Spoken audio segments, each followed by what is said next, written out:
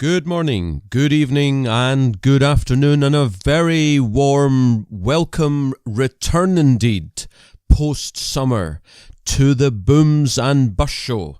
My name is Jonathan Davis, and this is podcast number 62 of the avowedly free markets, libertarian, capitalistic Booms and Bus Show, where we show up the ridiculousness, generally the lies, the stupidity, and the downright unfairness of socialism, fascism, communism, because ultimately, as we know, Marxism, they're all the same. They're just on the spectrum.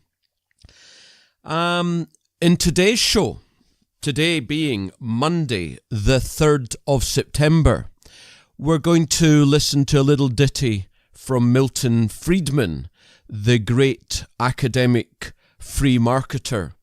I'm going to spend a great deal more on markets and economics than I normally do, although we will start off with some politics, no doubt. There's been so much happening in the last few weeks.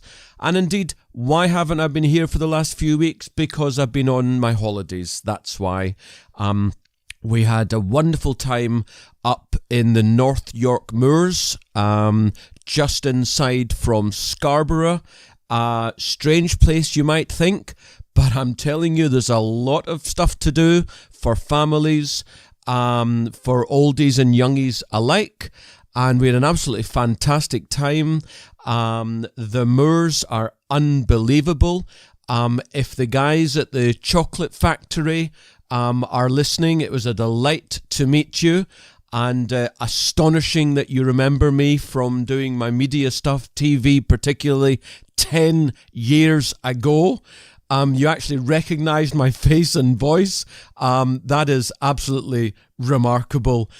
Just me being in your factory, your shop, for the few minutes that I was there talking to my family, and you hearing my voice, and that's just incredible. I was absolutely taken aback.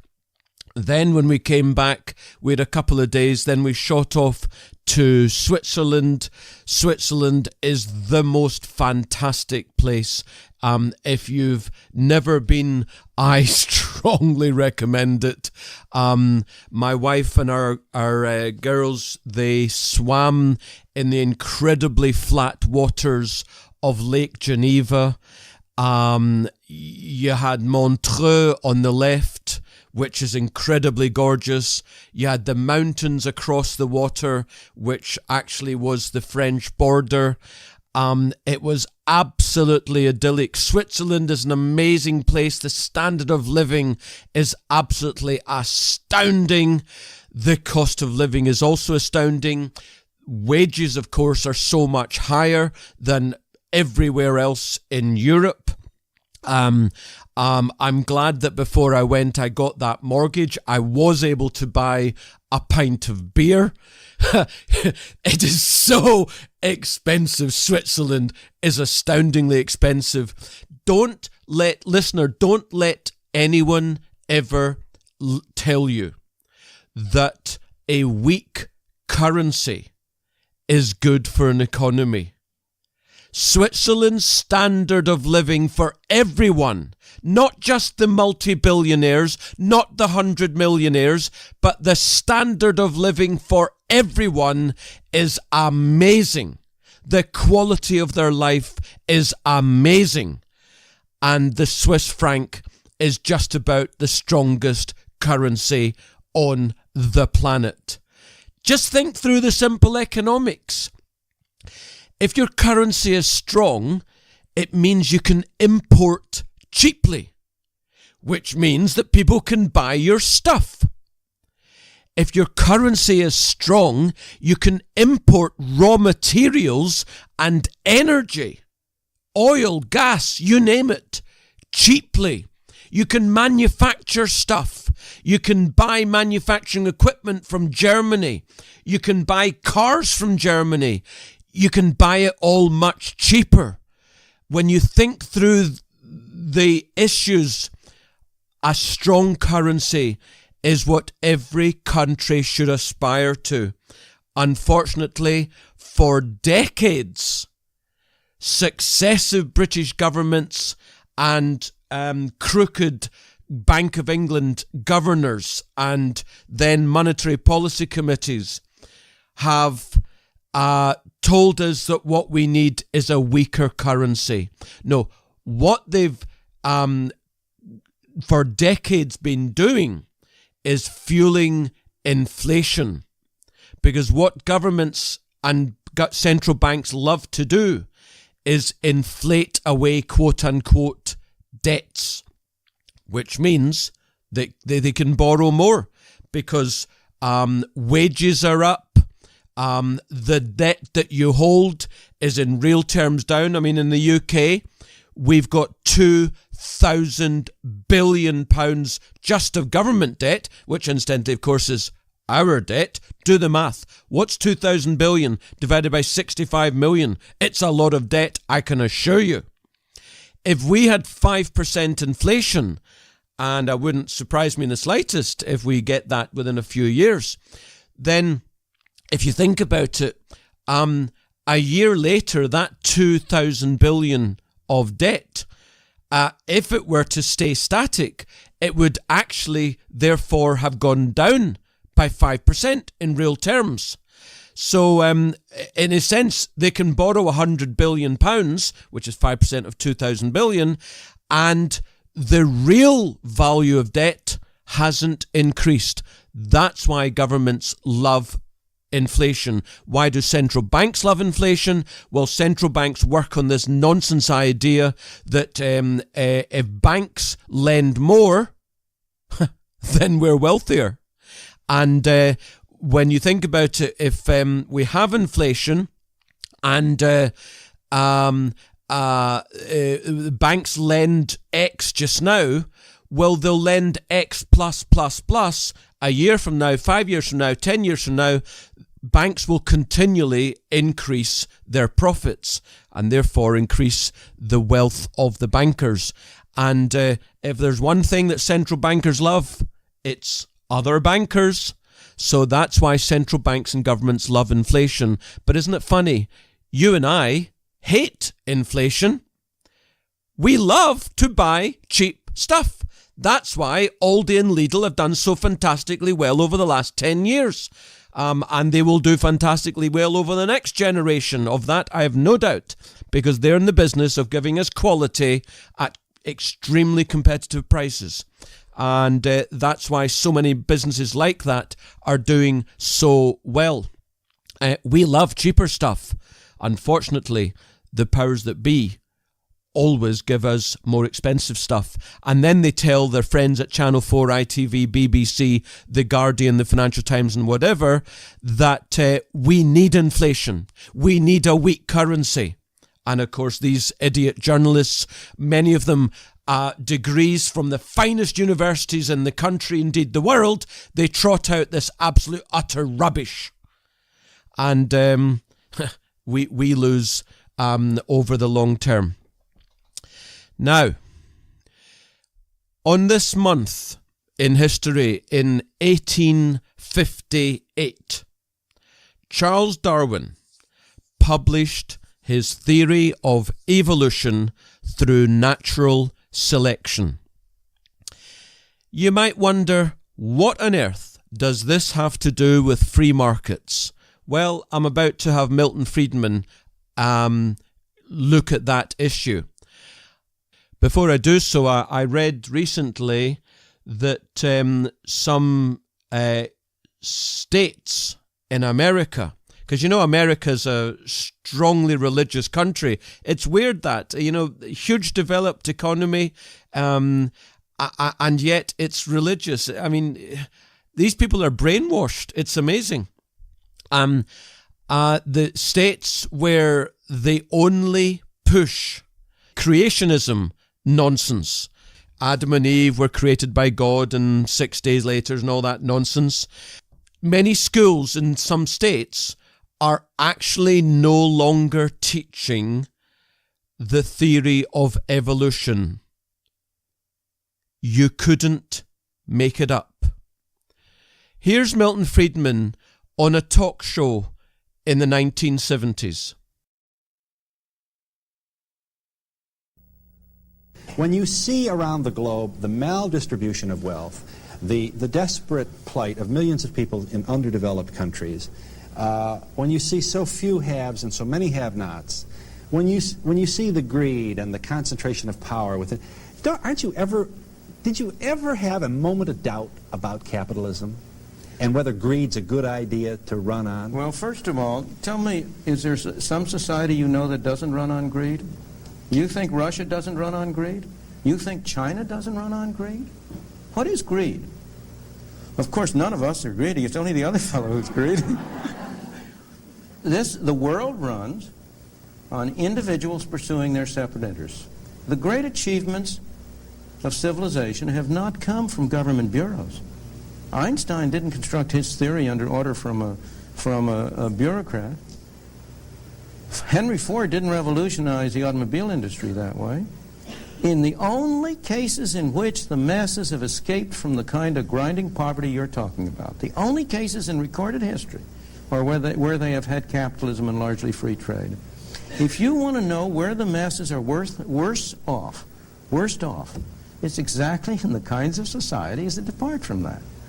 So that the record of history is absolutely crystal clear, that there is no alternative way so far discovered of improving the lot of the ordinary people that can hold a candle to the productive activities that are unleashed by a free enterprise system. But it seems to reward not virtue as much as ability to manipulate the system. And what does reward virtue? You think a communist commissar rewards virtue? You think a Hitler rewards virtue? You think, excuse me, if you'll pardon me, do you think American presidents reward virtue? Do they choose their appointees on the basis of the virtue of the people appointed or on the basis of their political clout? Is it really true that political self-interest is nobler somehow than economic self-interest? You know, I think you're taking a lot of things for granted. And just tell me where in the world you find these angels who are going to organize society for us. Well, I don't even trust you to do that. Well, wasn't he quite the talker? He was, in fact, an amazing speaker. And if you go onto YouTube and you just Google Milton Friedman speeches, he talks so eloquently and non-academically. He talks with brilliant argument at a level which even I could understand. And may he rest in peace. He was one of the truly great free market capitalist communicators of all time. If I could just be 10% as good as that guy, I'd be very, very proud of myself. Also in this month, in 1694, a royal charter was granted to the Bank of England. Boo! And they've been trying to create inflation almost ever since. As it happens, that was the end of the 17th century. The end of the 19th century, or the second half of the 19th century, we generally had deflation. And remember how incredibly prosperous we were in the Victorian era, the second half of the 19th century. Now I know a lot of it is down to probably pillaging the empire and all that, but cheap labour. But even so, we were still incredibly prosperous, and the prosperity of the common person in Britain rose dramatically in the second half of the 19th century. You know, in the 18th century, in the first half of the 19th, you had the workhouses and all the rest of it. You had the Oliver Twists. But by the second half of the 19th century, you had incredible improvement in prosperity and certainly the health and standard of living of the bulk of the population. And that was because the cost of stuff fell because we had deflation. So just a few political stuff, bits, and then we'll get on to economics and markets. So Google has finally admitted, although, everybody knew who looked at this kind of thing, that even, on your Android device, even when location is switched off, they note your location 15 times an hour. Now, tell me that's not illegal, because I reckon that's illegal, but somehow the government allows it to happen. What else on the social media front? Google, YouTube, which I think is now owned by Google, Facebook and Snapchat, they've all on the same day banned permanently InfoWars and Alex Jones. Now, if you've ever seen this guy, Alex Jones, as far as I'm concerned, is a total and utter idiot. He screams and shouts at the microphone.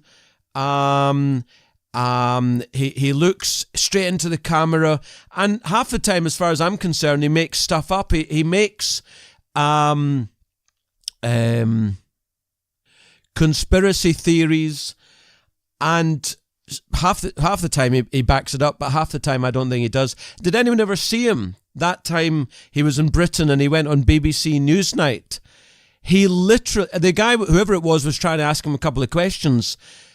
Jones literally just shouted at the camera something to the effect, I can't exactly remember, but it's something like, the BBC's a pack of lies, the BBC's a pack of lies, the BBC's a pack of lies. And he did this for about 30 seconds.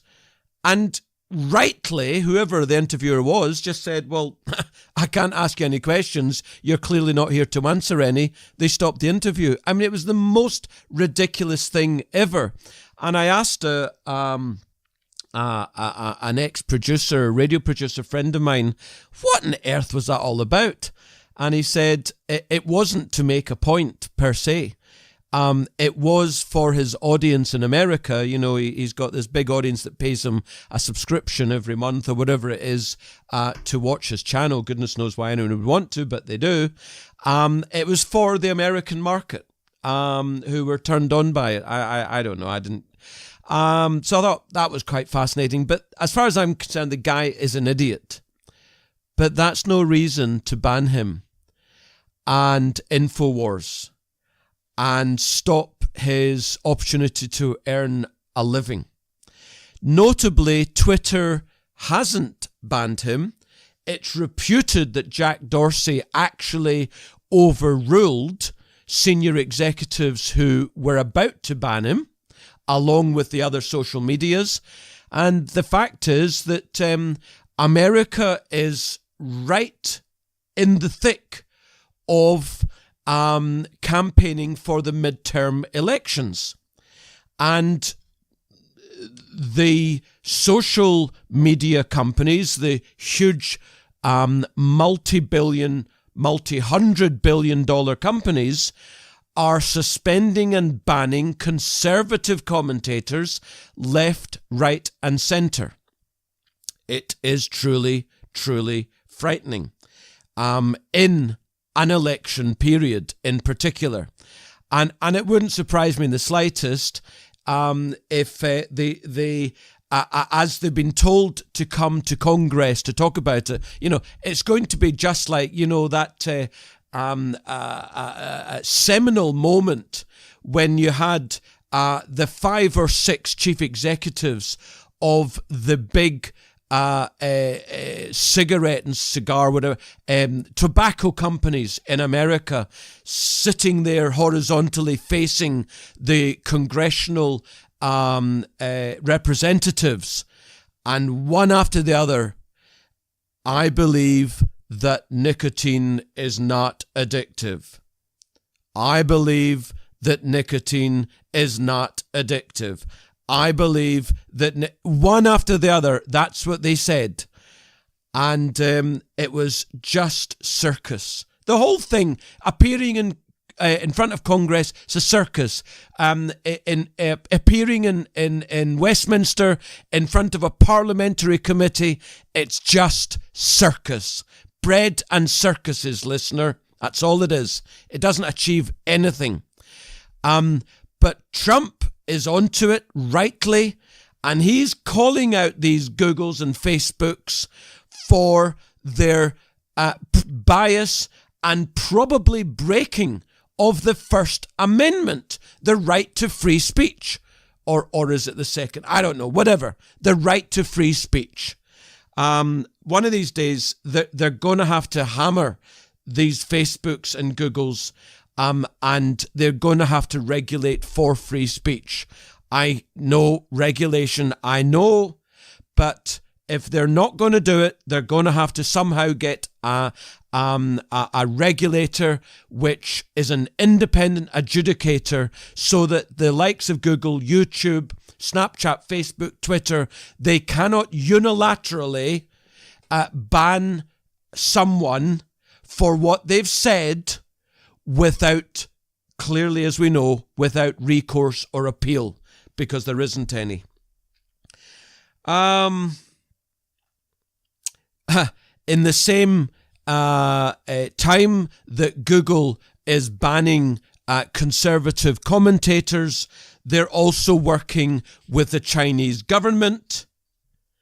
By 2022, China will have a citizenship level or grade on each of its 1,300,000,000 citizens. Scary, what? And Google is helping them to get there. You remember Google used to say, "Don't do evil." I think they should change it now to "we are." There's an article which I only saw recently. It actually came out in Business Insider on April the 26th. There's a photo of a young woman, probably in her mid-late 20s. She was a Facebook moderator. In other words, she moderated what people were saying and posting. She said that daily she took down pictures and videos of beheadings, child pornography, and animal abuse. And her colleagues and bosses at Facebook treated her like nothing. Go to Business Insider, April the 26th, and read her harrowing account.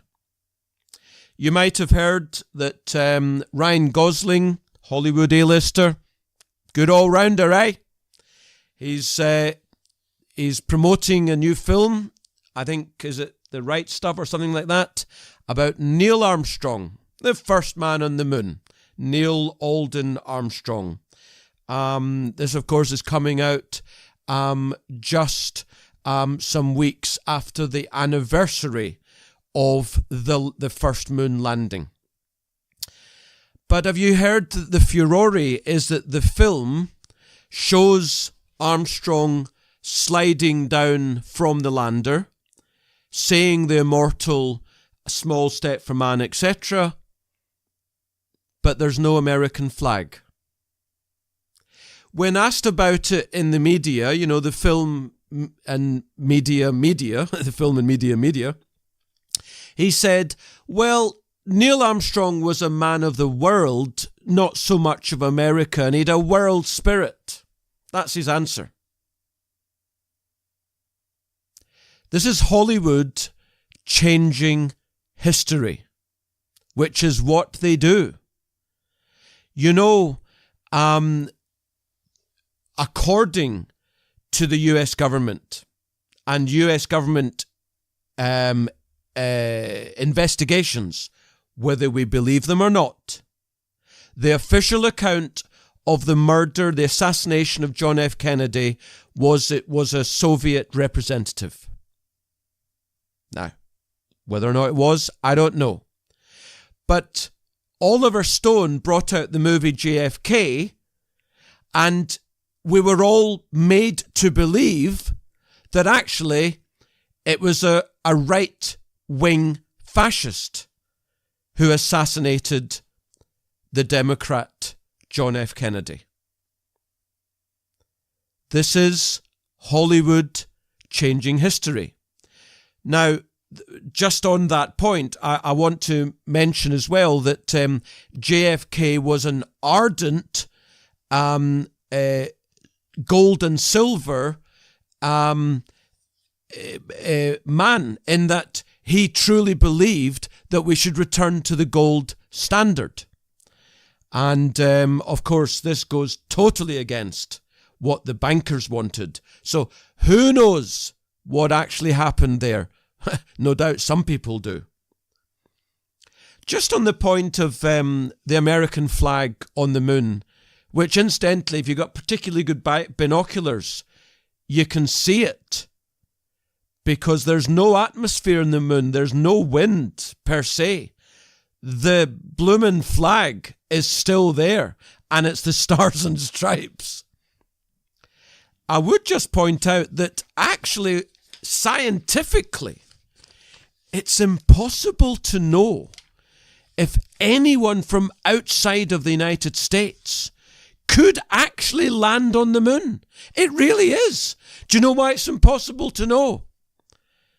Because no one outside of America has ever landed on the moon. So until they do it, we don't know if it's possible. Now, just remember, whenever you're watching a TV news program, maybe a discussion about the economy, about politics, about philosophy, what we should be thinking, how we should be thinking, and so on, just remember this. 90% of the bank analysts, the economists, the pundits, the TV anchors and presenters, 90% of them are millionaires. When you remember this and you're watching them, the discourse that you're watching makes more sense. Here's an interesting, talking about science earlier and rockets to the moon and all that sort of stuff. It's a very interesting science fact, which I didn't know until very recently. And, you know, I'm not much of a scientist at all. I gave up sciences in second year at secondary school, which I guess these days would be year 8 is when I finished my sciences. I'm not too bothered that I did. I wish I'd done more wordy stuff. I did geography rather than history. I wish I'd done history. But that's okay. If you were in a science class during the 1970s, which I was, you would have learned about the 106 elements in the periodic table. You remember that, listener?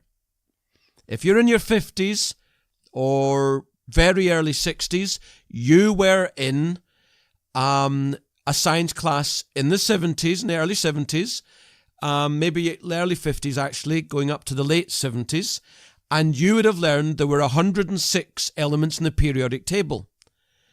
Did you know that since then there have been 12 more elements discovered? 12 more elements in the last 40 years?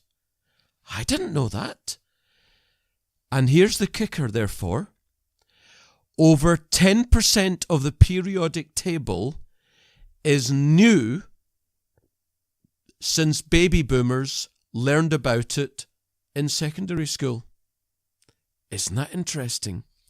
And there was some science idiot in the late 19th century. He said, "We've learnt everything we're ever going to learn." Now, quick look at something's happening closer to now. Of course, over the weekend, we've had the disgusting funeral for Senator John McCain. Disgusting, ugly, sickening. You know, I've been tweeting about it a lot over the weekend at Boom's Busts Show. If you're not following me there, please do so. You'll get a lot out of it. You know, in a nutshell, the funeral guest list is concrete proof that nobody was held accountable for the Iraq War, the financial crisis, and as far as I'm concerned, the illegal bailouts, and the creation of illegal surveillance and drone assassination programs, and nobody ever will be. Obama, of course, was there with his wife,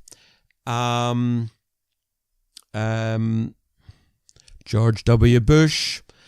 I saw Dick Cheney sitting next to Hillary Clinton, two peas in a pod. Obama, who expanded the drone kills tenfold. Obama, who oversaw the destruction of Libya, Syria, the Yemen. I mean, total destruction. Who didn't oversee, but basically allowed to happen, the creation of the monsters of ISIS. And of course, let happen the African refugee crisis and encouraged Merkel and Cameron and so on right across Europe. He prosecuted more whistleblowers using the Espionage Act than all presidents before him combined. He's just received the 2018 RFK Human Rights Award. Also, you couldn't make it up. In 2008, in the presidential election, he was ripping into John McCain. We are so far apart. He is so close to George W. Bush and all that nonsense. 10 years later, 2018, at the funeral, his eulogy, he said something to the effect of, "We were aligned on every point." There's no difference between Democrats and Republicans, between Conservatives and Labour. Ultimately, it's them against us. Them, the elite, against us, the people. Doesn't matter what they do, because ultimately, or what tactics they use, but it's them against us.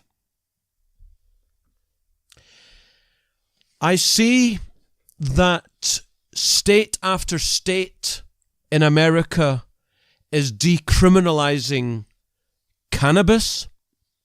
There's a big story to that, how the elite, the financial, the medical elite, the pharmaceutical elite, they got cannabis outlawed, even though it is clear there are strong medicinal benefits if taken in the right way.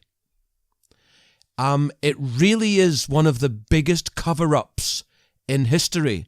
But now that the people who did that decades ago are, of course, long dead, that's why this is now coming open.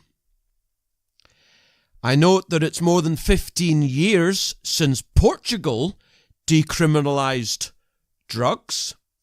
transferred all the money they used to spend on shaming, arresting and punishing people with addictions into turning their lives around.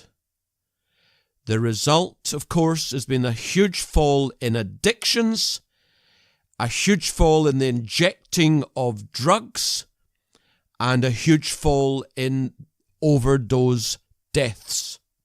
Not counting, of course, tax windfalls, and no doubt in America there'll be far fewer people going to prison. For that, we should all be thankful. I think the statistics are that America's got something like 4% of the world population, and as far as we know, 25% of global prisoners. Now, I cannot actually attest to the accuracy of that, but it's something of that order. We're coming to the end of the political slot. Yep. God, it's gone on much longer than I expected, but there we go, a lot to talk about. You cannot imagine the amount of stuff that I didn't include for this show. So last week, or was it the week before, we had the A-level kids getting the results, going off to university, taking on massive debt, and so on and so on. I've been talking to a lot of people recently, and it's amazing how more and more have come round to my view that half the degrees aren't worth the paper they're written on. Apparently this year, 68,000 unconditional offers of university places were handed to students before they got their grades. 68,000 unconditional. The universities are incredibly afraid that they're not going to fill their places in order to pay their stupid high salaries to their executives and their academics, and the massive perks and the massive pensions. It's a massive con for half of the degrees. And if you've got kids potentially going to university in a few years' time, think carefully what it is you say to them. It should not be a rite of passage anymore to go to uni. 40 years ago, 5 to 10% went to uni. And yes, your career, you'd earn a lot more on average than if you didn't go to uni. But not now when it's 50%. 50% at university. That's a joke. An absolute, utter joke. There is no differentiation in the labour market, in the professional market. And when you get these people taking English degrees, film degrees, psychology degrees, media degrees, you name it, degrees, and then they go on and work in call centres or in charity shops or in bars. They really don't need to have £50,000 in debt to do that. They really, really don't. Be careful what you're saying to young folk. The schools are brainwashing the kids to go to uni because, of course, that's great for the school. It shows we've got X% going to uni. Forget what's good for the school. What's good for your kid? That is what matters. Right, now we're getting to economics. Do you know that a very small, should I say, proportion of the public know that global extreme poverty is falling dramatically? 12,000 people in 14 countries were asked. In the last 20 years, the proportion of the world population living in extreme poverty has doubled, stayed the same, halved, and of course the answer is halved. Now, if you are in Japan, 10% of folk did not get the right, 10% of folk got the right answer. If you live in Norway or Sweden, a quarter of folk got the right answer. If you're in the UK, only 9% got the right answer. If you're in Germany, 6%. In the US, 5%. In France, 4%. This is the percentage of people who realise that extreme poverty is plummeting. They have no idea. And yet it has gone down by 500 million in China and India alone, thanks to increasing capitalism.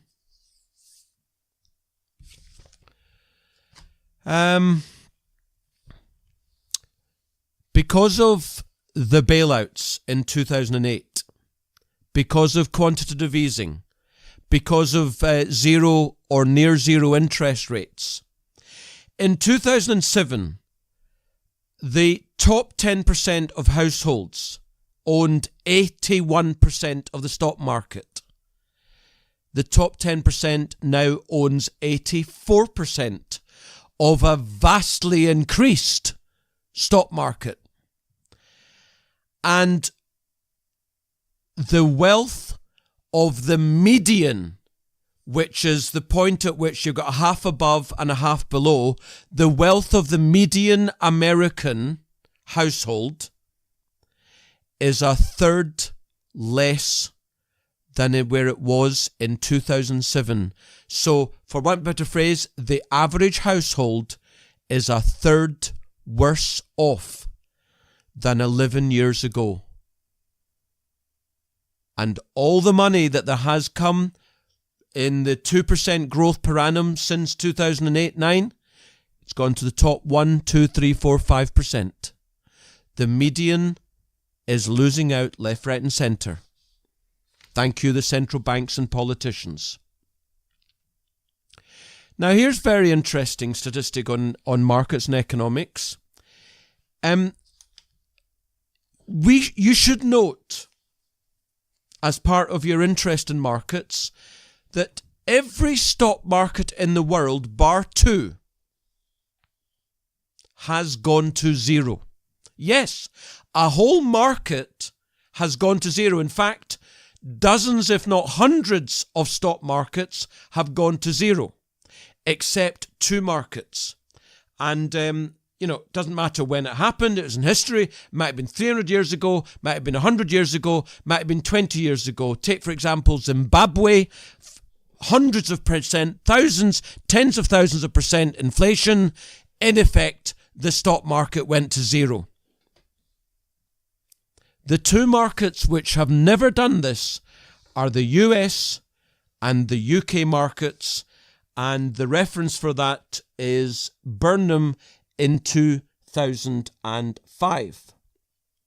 So just bear that in mind. Only 2 markets have never gone bust. And by the way, I am not saying to you right now that there is a market in the world that could never go bust. Any market could go bust. Talking of which, the so-called president of Venezuela, Maduro, just recently announced a devaluation of his currency. How much was the devaluation? 95%. Overnight, the value of the currency went down to 5 pence in the pound. Now, some of you will remember from I think it was 1967, Harold Wilson announcing 14% devaluation of the British pound. And he announced on the television, the pound in your pocket will remain unchanged. Well, of course, the pound in your pocket will still be a pound. But overnight, it suddenly was only worth 86 pence, or whatever the old money description was. In other words, everything suddenly became 14% more expensive, which eventually led to the superinflation of the 1970s. Now, something for the market's interest of you. I've often talked about uranium miners. Piece of news is that the initial public offering, the listing of the world's largest uranium miner, Kazatomprom, in other words, the state miner of Kazakhstan, the IPO is slated for the end of this year. This is another positive for uranium prices because, quite simply, they need higher prices for a successful listing. And what do higher prices make? They make higher miner stock prices. On verra. Have you ever wondered about the living space that we have and what the average living space is around the world? Well, the average residential floor space per capita in square foot and I'm looking for the smallest one first, is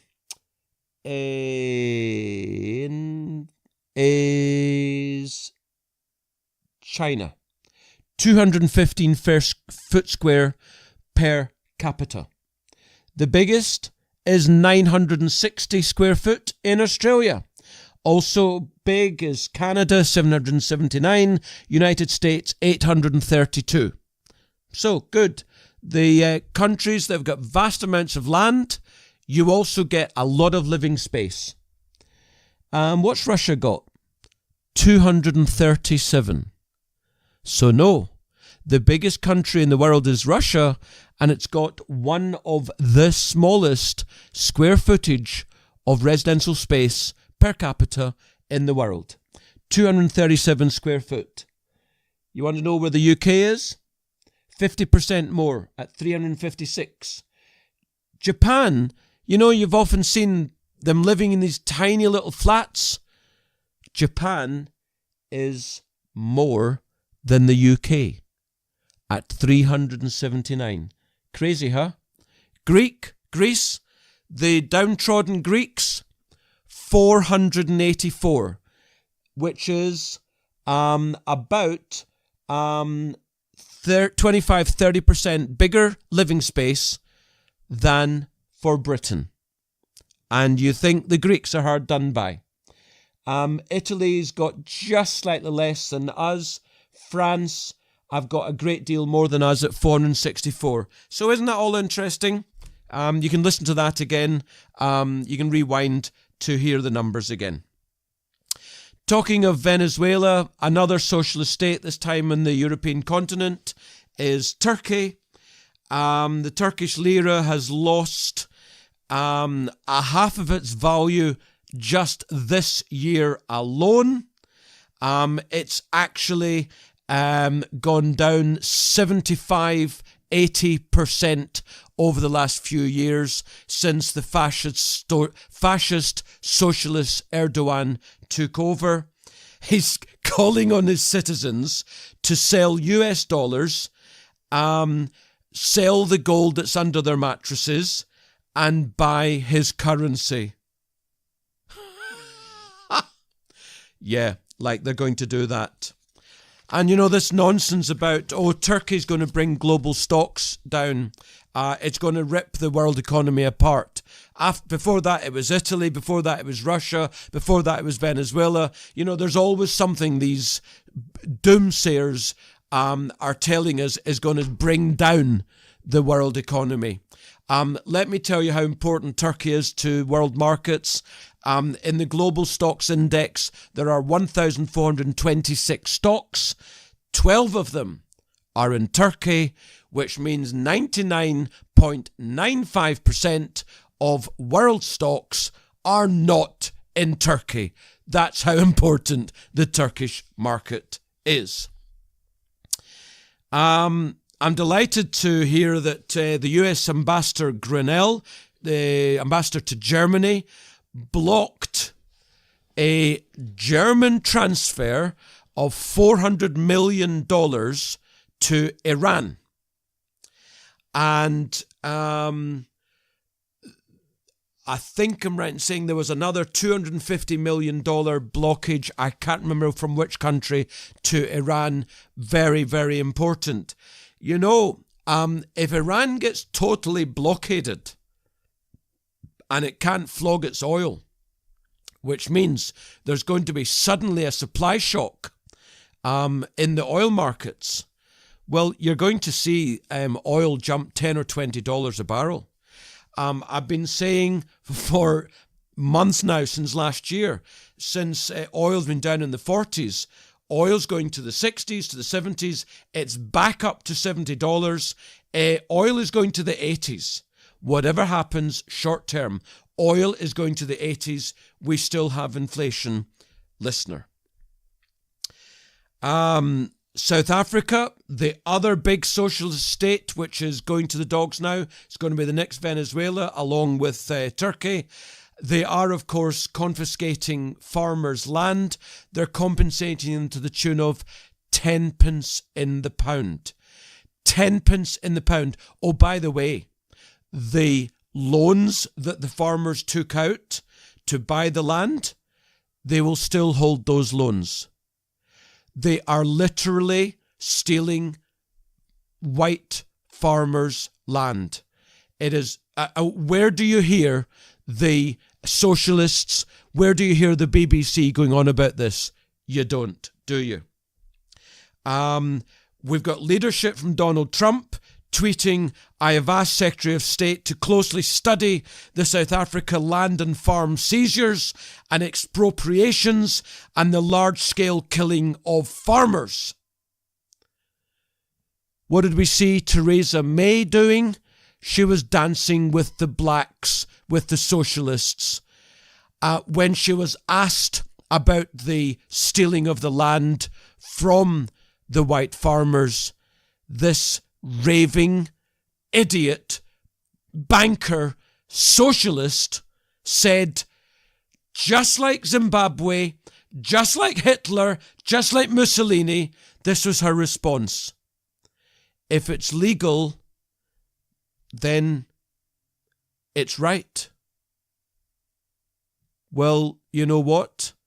In many countries, rape and FGM and beheading is legal. I got to mention the collapse of the House of Fraser company. You should note that the Oxford Street London store, its rent was double what Amazon UK paid in taxes.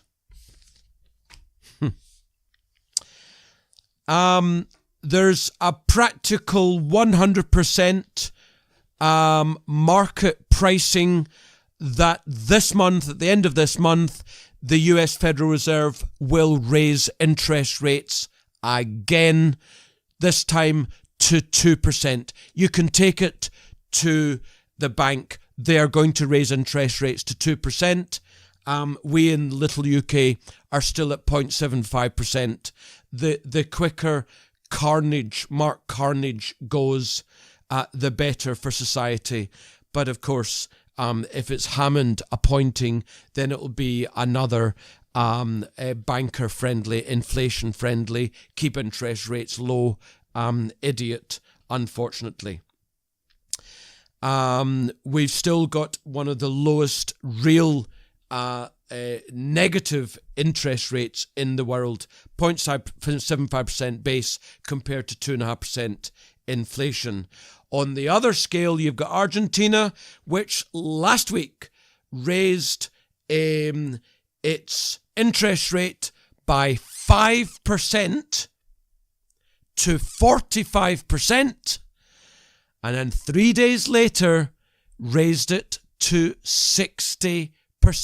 Can you imagine if you took out a loan when it was 10% and it was a variable loan? You are now totally bankrupt. You're probably hanging yourself. Isn't socialism wonderful?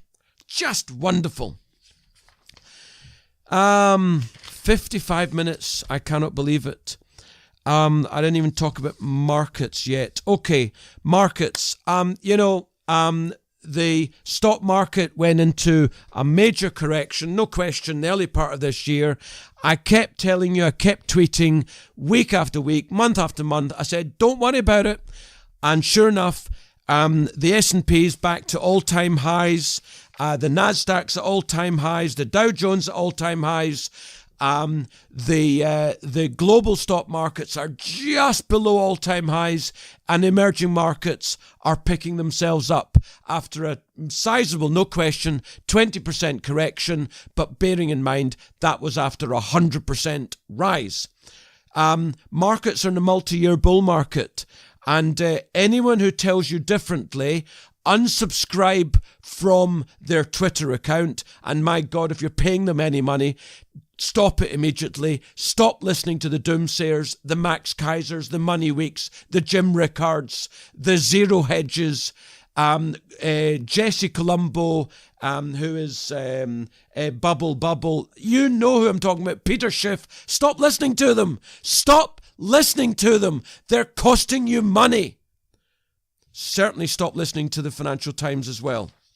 What else we got in charts? Oh yeah, operating margins are at a record high in the S&P 500.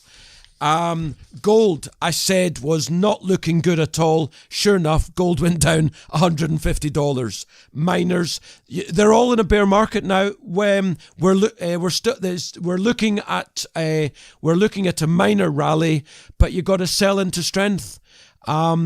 And if it turns out that we've actually seen the bottom, then you can simply rebuy. But if you don't sell into strength, then you could see yourself getting 25 to 50% down on miners. Gold could yet go down to the lows of 2015. Oil, I've said, is going up to the 80s. I've talked about stocks. Yeah, I know I'm on 57.5 minutes. I'm rapidly going through. The other doomsayer thing they say is the top 5 stocks in the S&P 500 accounts for 14% of the global market cap. This is dangerous. Only a few stocks is pulling the S&P higher.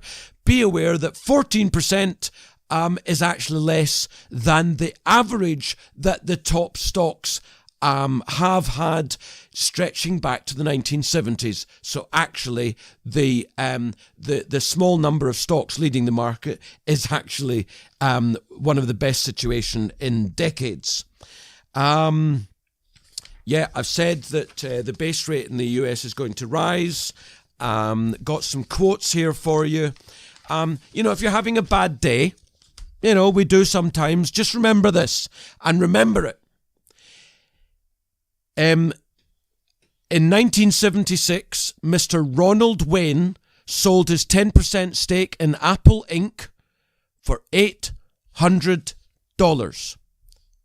If he'd held it, it would now be worth $100 billion. So that might make you feel a little bit better. Marcus Aurelius, everything we hear is an opinion, not a fact. Everything we see is a perspective, not the truth. Cool. And that's so important. Take with a massive pinch of salt everything that you hear or see. Thomas Sowell, my hero.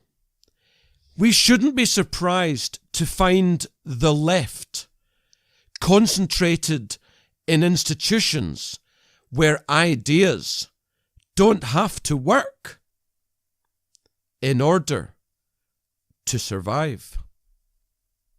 You go back and listen to that again.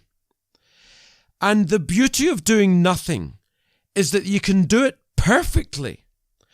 Only when you do something is it almost impossible to do it without mistakes. Therefore, people who are contributing nothing to society except their constant criticisms can feel both intellectually and morally superior. Thomas Sowell is one of the greatest guys on earth. And finally, in today's Booms and Bust show, to the guy who stole my antidepressants, oh yeah, I hope you're happy now. I've had a blast. Listen every week to the Booms and Bust show. Listen back to old shows, as some people are doing. One guy emailed me saying, I started listening, I went back one at a time, listened to them all. I said to myself, no, I'll go back to podcast number 1 in March 2017, and I've been listening to them since. Good man, love you. Thank you for listening. And thank you for increasing the numbers of downloads. Maybe I should go away more often. I've had a blast. See you next week.